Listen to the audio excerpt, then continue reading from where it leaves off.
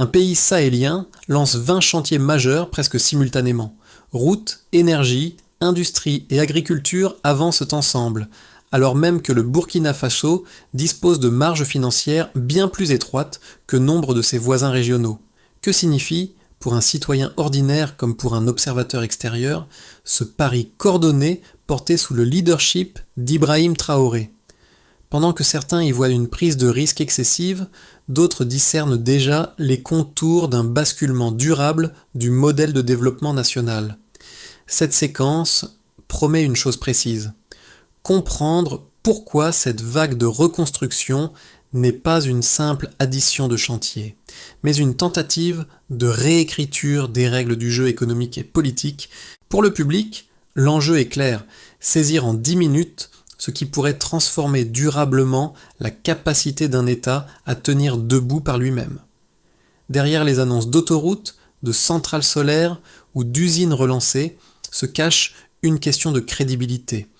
Un pays historiquement dépendant peut-il réellement coordonner autant de projets sans soutien financier massif extérieur? Si la réponse est négative, l'effort risque de s'éparpiller, de fatiguer les budgets et de nourrir le scepticisme interne. Si elle est positive, les implications dépassent largement le Burkina Faso, car elles touchent à la manière dont les États sahéliens envisagent désormais la souveraineté, la planification et le rythme du changement. C'est cette frontière entre promesse et fragilité que cette analyse explore en examinant ce qui est réellement en jeu lorsque l'ambition dépasse volontairement les limites habituelles. La révélation centrale tient en un contraste simple. Au moment où de nombreux États comparables réduisent leurs ambitions, le Burkina Faso en lance 20 à la fois. Ce chiffre n'est pas anecdotique, car il marque une rupture de rythme plus qu'une montée en puissance graduelle, et il est directement associé à la ligne stratégique impulsée par Ibrahim Traoré. Avant cette inflexion, le pays évoluait dans un équilibre fragile mais familier. Les infrastructures existaient sans jamais suivre l'expansion démographique. Les routes se dégradaient plus vite que les budgets de maintenance. Les villes absorbaient des flux humains sans services adaptés. Les campagnes dépendaient presque entièrement des pluies saisonnières, tandis que l'économie importait carburant, céréales et biens de base, laissant filer des devises rares. Ce n'était pas l'effondrement, mais une érosion continue, difficile à résumer en un seul indicateur. Lorsque Ibrahim Traoré accède au pouvoir, il hérite donc d'un État fonctionnel à minima. Les services publics, les disent publics, tiennent encore, mais la mécanique interne est usée par des décennies de financement extérieur fragmentés et de projets courts rarement coordonnés. La faiblesse centrale n'est pas tant le manque de ressources que la dispersion.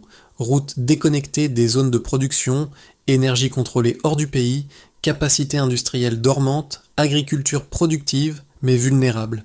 C'est là que le choix opéré prend son sens. Plutôt que d'attendre de nouveaux cycles de prêts ou d'investissements étrangers, le pouvoir décide de reconstruire la cohérence du système. Les projets ne sont pas pensés comme des vitrines isolées, mais comme des engrenages. Le transport soutient l'agriculture, l'énergie alimente l'industrie, les villes stabilisées génèrent les revenus nécessaires à l'entretien de l'ensemble. Cette approche explique pourquoi l'initiative apparaît risquée. Lancer simultanément autant de chantiers avec des marges budgétaires limitées défie les pratiques habituelles. Mais elle éclaire aussi la logique, recréer en un temps court une base productive intégrée que le pays n'a jamais vraiment possédée.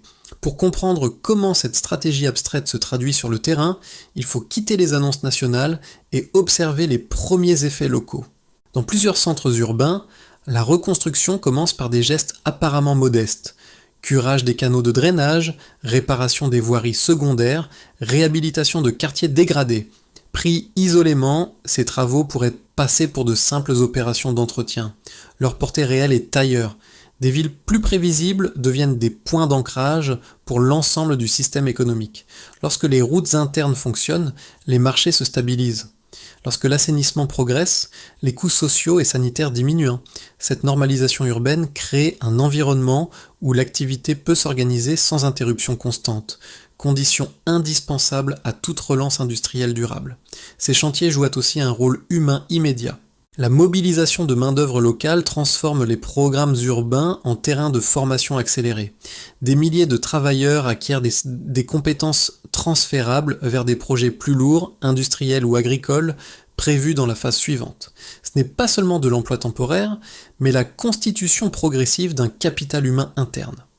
Un micro-exemple illustre cette dynamique. Dans une ville moyenne, la remise en état des axes secondaires réduit les temps de trajet des commerçants et facilite l'approvisionnement des marchés. Les revenus augmentent légèrement, mais surtout plus régulièrement. Cette régularité change les comportements.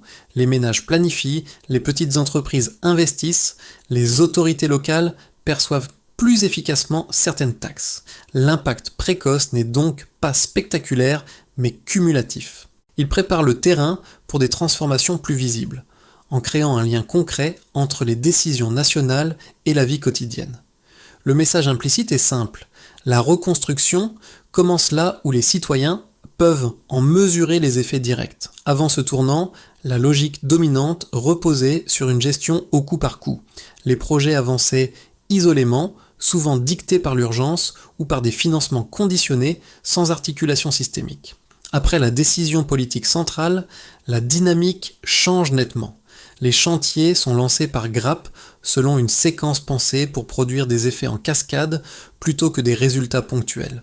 Cette bascule marque le véritable déclenchement. La première phase concerne les corridors. La modernisation des axes routiers n'est pas abordée comme un simple confort de transport, mais comme une condition de circulation de la valeur. Réduire les temps de trajet, sécuriser les liaisons entre zones agricoles, villes et pôles industriels devient un préalable. Sous l'impulsion d'Ibrahim Traoré, cette priorité est assumée comme structurante. Sans mobilité fiable, aucune relance productive ne peut tenir dans la durée. La montée en intensité intervient lorsque ces corridors commencent à s'articuler avec l'énergie. La nationalisation partielle de la distribution de carburant et l'accélération des projets solaires modifient le cœur du système.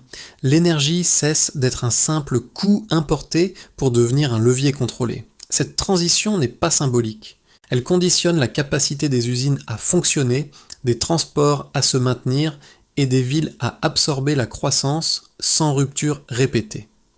Vient ensuite la couche industrielle. Des unités longtemps dormantes rouvrent ou augmentent leur activité. Transformation du coton, minoterie, production alimentaire, biens de consommation courante.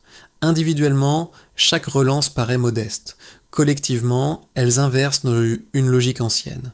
Au lieu d'exporter des matières premières brutes et d'importer des produits finis, le pays commence à retenir une partie de la valeur ajoutée sur son propre territoire. Ce mouvement, encouragé par l'État, est pensé comme une réduction progressive des fuites économiques. La répercussion la plus profonde se manifeste dans l'agriculture. Les investissements en irrigation, mécanisation et aquaculture s'inscrivent dans la continuité de cette chaîne. Produire de manière plus stable permet d'alimenter l'industrie locale. L'industrie crée de la demande de transport. Le transport renforce la cohésion territoriale. Le cycle se referme. Cette architecture explique pourquoi les projets sont lancés simultanément. Chacun renforce la viabilité des autres. Cette simultanéité accroît aussi le risque. Des chantiers mal synchronisés peuvent créer des goulets d'étranglement budgétaires ou opérationnels. Mais le choix assumé est celui de la vitesse coordonnée plutôt que de la prudence fragmentée. Pour Ibrahim Traoré, le pari est clair, accepter une phase de tension élevée pour sortir durablement du modèle d'attente et de dépendance. Ce qui apparaît, vu de l'extérieur, comme une accumulation de travaux, fonctionne en réalité comme une montée en régime. La reconstruction ne progresse pas ligne par ligne, mais par effet d'entraînement, transformant progressivement la structure même de l'économie nationale. Au point de départ, le pays dépendait largement des importations énergétiques et alimentaires. Aujourd'hui, 20 projets structurants sont déployés simultanément pour inverser cette trajectoire. Ce basculement chiffré ne signifie pas abondance, mais redéploiement ciblé des ressources vers des leviers capables de produire des effets cumulatifs. Le premier indicateur concerne l'énergie. La reprise sous contrôle national de plus de 200 stations de distribution de carburant modifie l'architecture des flux. Avant, chaque litre importé drainait des devises, sans créer de marge interne durable. Après, la distribution devient une artère domestique, capable de soutenir la logistique, d'alimenter les transports et de réduire l'exposition aux décisions d'opérateurs extérieurs. À cela s'ajoute l'accélération de l'énergie solaire, pensée non comme un substitut total, mais comme un amortisseur de coûts et de ruptures. Un deuxième indicateur apparaît du côté de l'agriculture productive. Les autorités annoncent plus de 104 milliards de FCFA consacrés à la modernisation rurale. Le chiffre est significatif, non par son volume absolu, mais par son affectation. L'irrigation, la mécanisation et le soutien vétérinaire visent à stabiliser la production sur l'année plutôt qu'à maximiser un rendement ponctuel. Un projet d'irrigation transforme environ 900 hectares en terres exploitables en continu, réduisant la dépendance au cycle pluviométrique. Ce delta se traduit par une régularité des revenus, élément clé pour l'investissement paysan. Un troisième indicateur concerne la transformation industrielle. La réactivation d'unités de transformation du coton, des céréales et des produits laitiers réduit progressivement la part des importations de biens finis. Le coton transformé localement en textiles médicaux, les céréales moulues sur place ou le lait converti en produits dérivés représentent chacun une fraction du marché. Pris ensemble, ils retiennent une part croissante de la valeur ajoutée à l'intérieur du pays, là où elle s'échappait auparavant. Un quatrième indicateur porte sur les infrastructures de transport. La modernisation d'axes stratégiques et le déploiement de systèmes de péage automatisés créent une source de revenus dédiée à l'entretien routier. Le passage d'un modèle d'entretien financé par l'aide à un modèle partiellement autoporté constitue un changement structurel. Chaque kilomètre fonctionnel devient un multiplicateur d'activité pour l'agriculture, l'industrie et le commerce urbain. Ces chiffres ne garantissent pas le succès, ils signalent une direction. Sous la conduite d'Ibrahim Traoré, la logique n'est pas d'atteindre rapidement des sommets statistiques, mais de déplacer les points de fragilité. Réduire une dépendance ici, stabiliser un flux là, connecter des secteurs auparavant disjoints. Le changement mesurable n'est donc pas spectaculaire dans un seul indicateur. Il réside dans l'addition cohérente de deltas modestes, capables, s'ils sont maintenus, de transformer la structure de vulnérabilité du pays. Les critiques les plus solides de cette stratégie avancent deux arguments majeurs. Le premier concerne le risque budgétaire. Lancer simultanément autant de projets dans un pays aux marges financières étroites pourrait étirer dangereusement les capacités de l'État. Selon cette lecture, une seule défaillance, un chantier retardé, une usine sous-performante, une centrale en surcharge, suffirait à créer un effet domino, forçant soit des coupes brutales, soit un retour précipité vers l'endettement extérieur. Le second argument touche à la gouvernance. Coordonner routes, énergie, agriculture et industrie exige une discipline administrative rarement observée dans des contextes institutionnels fragiles. Les sceptiques estiment que la complexité même du système accroît le risque de gaspillage, de chevauchement inefficace ou de politisation des priorités. Dans ce scénario, l'ambition deviendrait un fardeau, transformant la promesse de cohérence en source de désordre. Ces objections méritent d'être prises au sérieux. Elles reposent sur des précédents réels observés ailleurs. Toutefois, la réponse implicite du modèle burkinabé ne consiste pas à nier ces risques, mais à les redistribuer. La stratégie repose sur l'interdépendance assumée des projets. Là où une approche fragmentée isole les échecs, l'approche systémique cherche à les absorber par des effets compensatoires. Une route soutient plusieurs secteurs. Une source d'énergie stabilisée profite à toute la chaîne productive. Par ailleurs, le choix de prioriser des projets générateurs de flux internes, péages, transformation locale, distribution nationale de carburant, vise précisément à créer des marges d'ajustement. Ces marges ne suppriment pas la contrainte budgétaire, mais elles réduisent la dépendance aux arbitrages externes de court terme. C'est une logique de résilience plutôt que d'optimisation immédiate. Enfin, sur le plan politique, l'engagement public autour de cette reconstruction joue un rôle disciplinaire. En liant fortement la crédibilité du pouvoir à des résultats tangibles, le leadership d'Ibrahim Traoré s'expose davantage, mais crée aussi une incitation forte à la coordination et à la continuité. L'échec serait coûteux, le succès structurant. Ainsi, le débat n'oppose pas prudence et témérité. Il oppose deux conceptions du risque, celui de l'inaction graduelle face à une vulnérabilité chronique et celui d'une accélération contrôlée visant à modifier durablement les équilibres existants. Tout repose sur la synchronisation. Le véritable basculement n'apparaît pas dans la liste des projets, mais dans leur cadence coordonnée. Ce qui semblait, au départ, une accumulation risquée, se révèle être un mécanisme temporel précis. Les chantiers n'avancent pas pour atteindre un état final abstrait, mais pour créer des effets utilisables avant même leur achèvement complet. Cette logique transforme la perception du risque. Au centre de cette inflexion se trouve une idée simple, produire de la crédibilité en mouvement. Sous Ibrahim Traoré, l'objectif n'est pas d'attendre que chaque infrastructure soit parfaite, mais de rendre rapidement visibles des améliorations fonctionnelles. Une route partiellement achevée réduit déjà les temps de transport, une centrale solaire en phase initiale stabilise une zone urbaine, une usine relancée à capacité intermédiaire crée immédiatement de l'emploi et de la demande locale. Ce choix modifie la dynamique politique et sociale. Les citoyens n'évaluent plus la stratégie sur des promesses lointaines, mais sur des changements progressifs et observables. Cette visibilité entretient l'adhésion, même lorsque les contraintes persistent. Elle réduit aussi la fenêtre pendant laquelle le scepticisme peut se transformer en opposition. À mi-parcours, la reconstruction cesse donc d'être perçue comme un pari abstrait. Elle devient un processus vivant dont la légitimité se nourrit de son propre mouvement, avant même que ses résultats finaux ne soient pleinement atteints.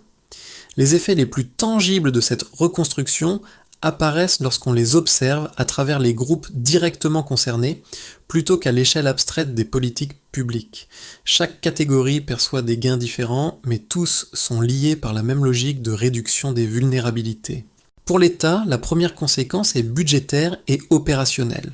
Le contrôle accru sur l'énergie, les péages routiers et certaines unités industrielles créent des flux internes qui n'existaient pas auparavant. Ces recettes restent modestes à court terme, mais elles offrent une marge de manœuvre nouvelle. Elles permettent d'entretenir des infrastructures sans dépendre systématiquement de financements extérieurs et surtout de planifier sur plusieurs exercices. Sous l'orientation donnée par Ibrahim Traoré, cette capacité de planification devient un outil politique autant qu'économique, car elle réduit l'exposition aux pressions conditionnelles. Pour les entreprises locales, le changement se mesure en prévisibilité. Des routes plus fiables raccourcissent les délais de livraison. Une énergie plus stable réduit les arrêts imprévus. Des matières premières transformées localement diminuent les coûts logistiques. Pour une petite usine ou un transformateur agricole, ces améliorations ne doublent pas immédiatement les profits, mais elles réduisent les risques. Investir devient moins spéculatif, plus calculable. Cette baisse de l'incertitude est souvent plus déterminante que toute subvention directe. Du côté des ménages, les effets sont moins spectaculaires, mais plus diffus. L'emploi généré par les chantiers, l'industrie agroalimentaire et le transport créent des revenus réguliers, même modestes. Cette régularité modifie les comportements. Consommation plus stable, scolarisation mieux planifiée, recours moindre à l'endettement informel. Dans les zones rurales, l'irrigation et la mécanisation apportent un gain crucial, la possibilité de produire au-delà de la seule saison des pluies. Ce changement transforme la relation au risque climatique. Enfin, à l'échelle régionale, les voisins observent un signal stratégique. Un pays enclavé qui améliore ses corridors, sécurise son énergie et renforce sa production interne devient un acteur plus autonome dans les échanges. Il négocie différemment, car il dépend moins de chaînes d'approvisionnement fragiles. Même partielle, cette autonomie modifie les équilibres. Elle inspire certains, inquiète d'autres, mais oblige tous à recalculer leurs attentes. Pris séparément, ces effets pourraient en sembler limités. Ensemble, ils dessinent une transformation graduelle mais structurante. La reconstruction ne promet pas une prospérité immédiate. Elle reconfigure, étape par étape, la manière dont l'État, les entreprises, les citoyens et la région interagissent autour d'un même système économique. Dans un horizon de 6 à 12 mois, l'évolution de cette reconstruction peut suivre 3 trajectoires distinctes. Aucune n'est certaine, mais chacune éclaire les choix auxquels le pays est confronté. Le scénario de base repose sur la continuité maîtrisée. Les projets avancent à des rythmes inégaux, certains plus vite que prévu, d'autres plus lentement, sans rupture majeure. Les routes principales deviennent progressivement opérationnelles, l'énergie solaire et la distribution nationale stabilisent certaines zones urbaines, et les unités industrielles relancées fonctionnent à capacité intermédiaire. Dans ce cas, le gain principal n'est pas spectaculaire. Il réside dans la consolidation de la confiance interne. Les acteurs économiques ajustent leurs décisions sur la base d'un État perçu comme capable de tenir le cap. Sous la conduite d'Ibrahim Traoré, cette stabilité relative suffit à ancrer la logique systémique. Le scénario optimiste suppose un effet d'entraînement plus fort. Les premières améliorations génèrent des recettes et une adhésion sociale suffisante pour accélérer la coordination. Les infrastructures commencent à s'autosoutenir partiellement, les importations diminuent plus vite que prévu et l'investissement local s'intensifie. Dans ce cas, le pays gagne un levier politique régional accru. Les partenaires extérieurs réévaluant leur posture non par alignement idéologique, mais par intérêt pragmatique face à un État devenu plus prévisible. Le scénario défavorable, enfin, met en lumière les fragilités. Si plusieurs chantiers clés accumulent des retards, si les coûts énergétiques augmentent ou si la maintenance fait défaut, la pression budgétaire pourrait s'intensifier rapidement. Le risque n'est pas l'arrêt total, mais l'érosion de la crédibilité. Les citoyens, confrontés à des attentes élevées, pourraient devenir plus critiques. Les partenaires extérieurs verraient alors une justification à un retour de conditionnalité plus strict. Ces trois trajectoires partagent un point commun. Elles dépendent moins des annonces que de l'exécution quotidienne. Une recommandation s'impose donc, quelle que soit l'issue. Si les projets avancent, alors la priorité reste la maintenance et la coordination. Si des tensions apparaissent, alors ralentir certains segments pour protéger le cœur du système devient crucial. Dans les deux cas, le facteur déterminant n'est pas la vitesse, mais la cohérence dans le temps. À ce stade, la reconstruction cesse d'être une abstraction macroéconomique et touche directement l'expérience quotidienne des citoyens.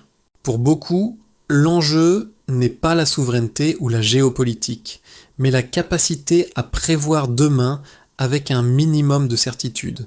C'est à ce niveau que les effets deviennent tangibles.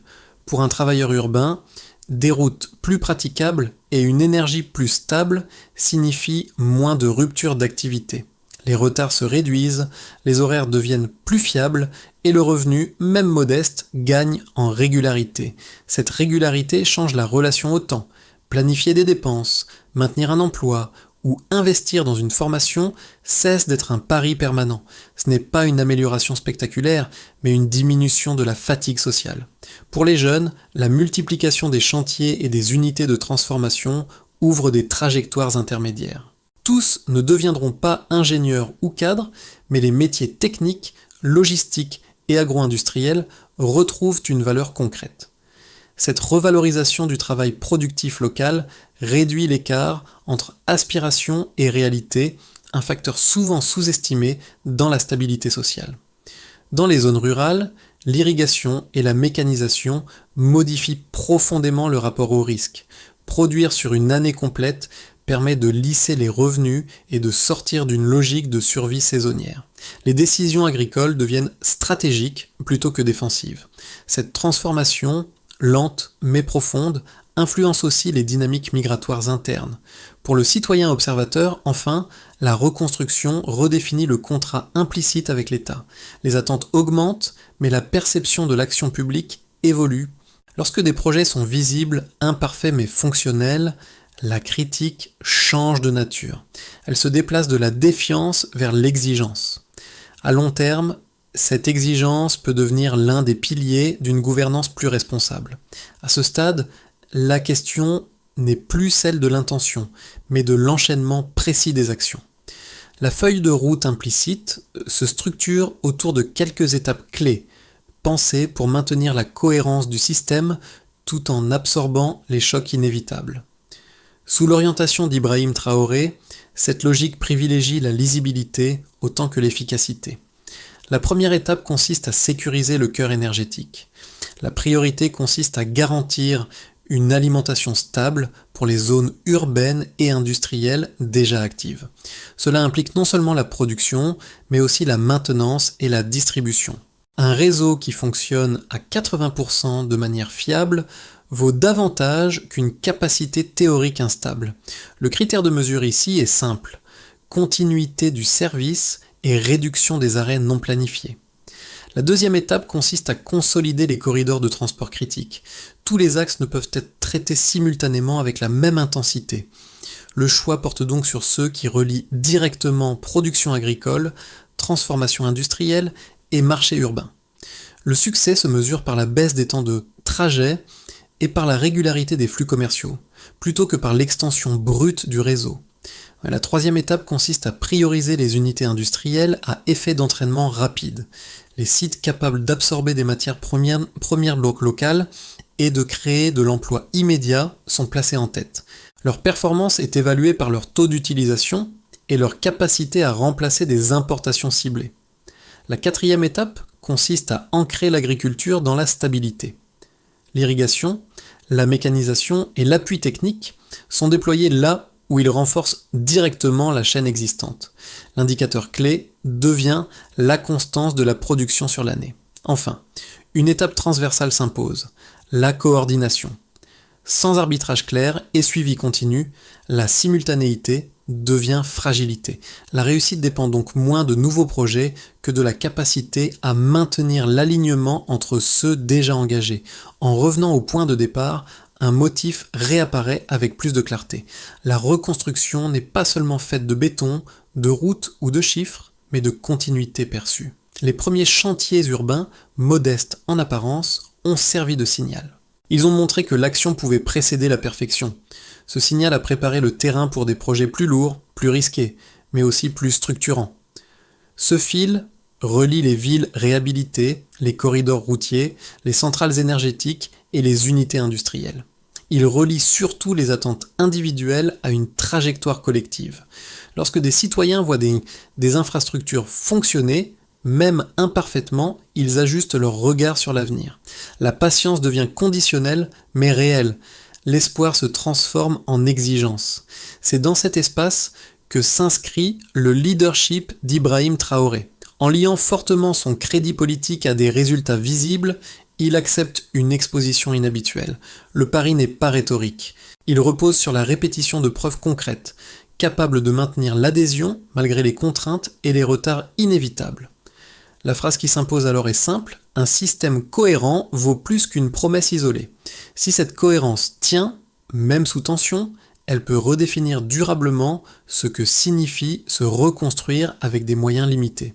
À ce point du récit, une question demeure ouverte, non pas pour clore l'analyse, mais pour la prolonger.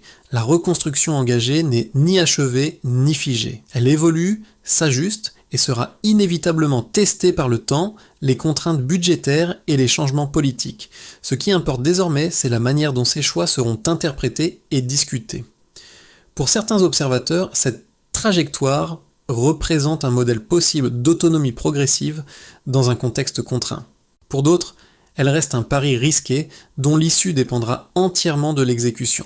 Entre ces deux lectures, l'espace du débat est large et nécessaire. Il touche à des questions plus vastes. Jusqu'où un État peut-il aller en s'appuyant principalement sur ses propres leviers ? À quel moment la coordination devient-elle une force et quand se transforme-t-elle en fragilité ? C'est là que le regard du public compte.